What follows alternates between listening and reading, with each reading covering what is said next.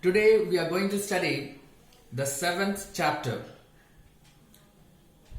of your poem book. The name of the chapter is I Know Why the Caged Bird Sings, written by Maya Angelou. She wrote the poem in the year 1969, but for some reasons it was published in the year 1983. The name of her book originally was Shaker, Why Don't You Sing?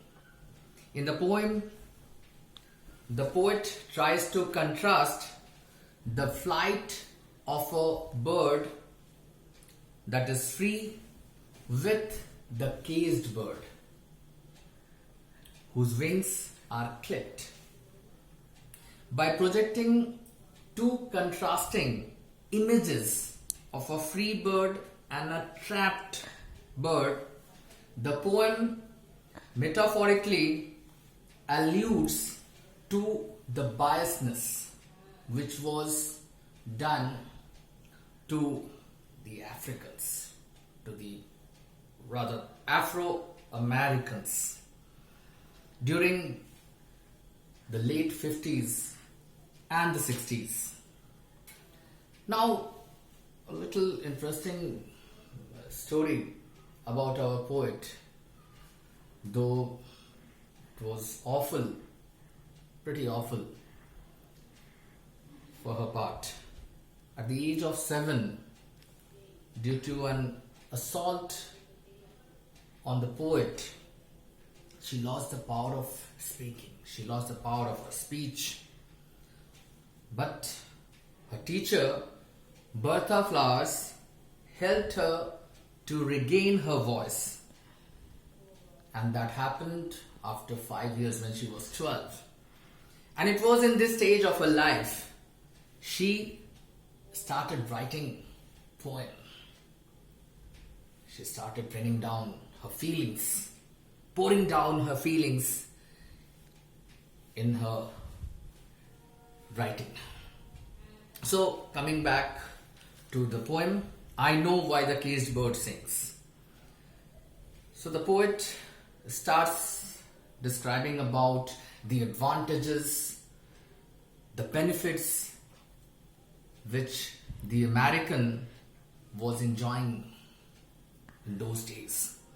A free bird leaps on the back of the wind and floats downstream till the current ends and dips his wing in the orange sun rays and dares to claim the sky. So here the poet is telling us about the native Americans who flourish, who develop. So here, gliding the description of a free bird, by describing about the free bird, she tries to signify about the life of a happy, free Native American. They glide, they move, they flourish, they develop. Alright. Now the orange sun, it's a visual imagery. It shows pleasant atmosphere which the Americans were enjoying. So in the orange sun rays and dares to claim the sky.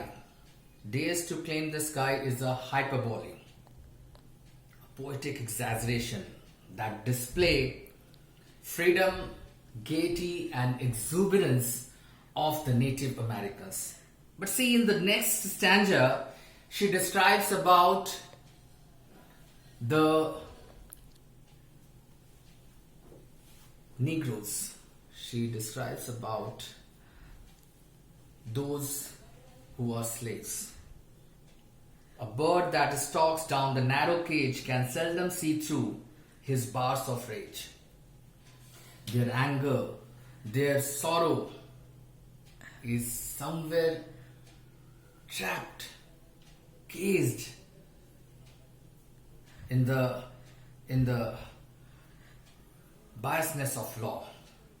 Here I would like to tell you all about Jim Crow laws that dominated the Negroes, the Afro-American community, by formal codified law.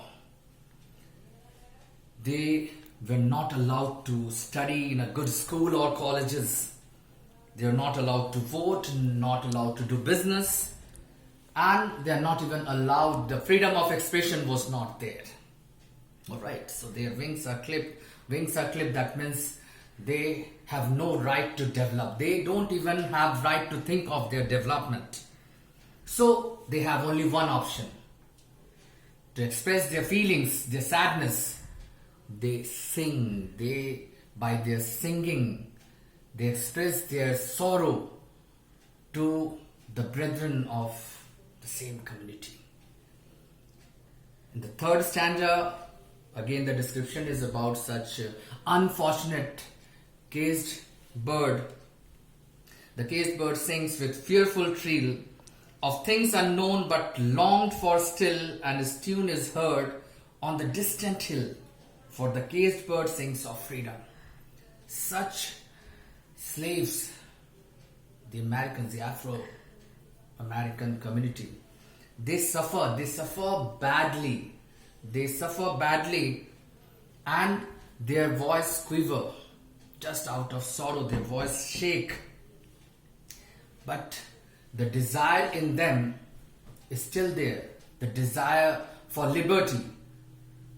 They dream of freedom, liberty, is still there in their mind.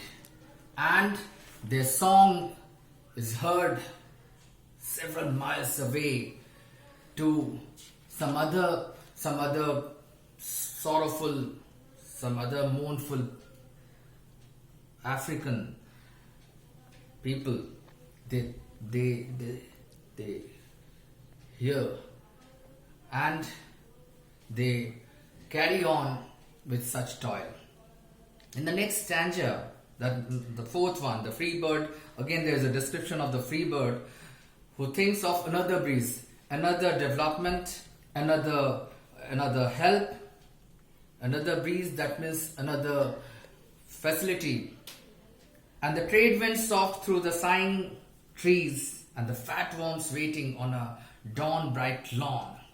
So trade winds is a kind of a metaphor, and it signifies the wind that blows from equatorial wind, that helps the merchant ships, and it propels the merchant ships to reach its destination. It helps. So it signifies a kind of support, a kind of help, facility, benefit which the Americans enjoy.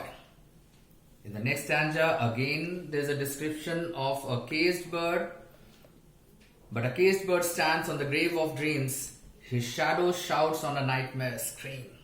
His wings are clipped and his feet are tired, so he opens his throat to sing. A caged bird, that is the same unfortunate class of people.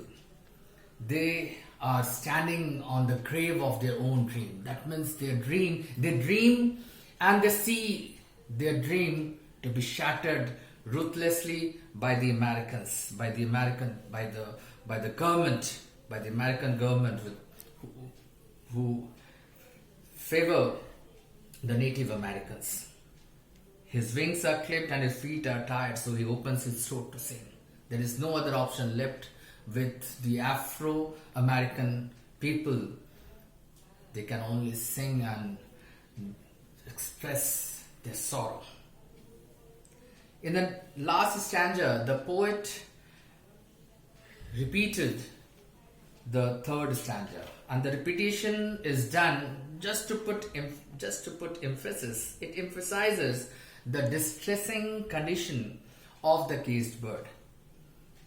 Okay, so the last stanza is an emphasization of the distressing condition of the caged bird. That's all in this chapter. I hope you have enjoyed it. See you soon.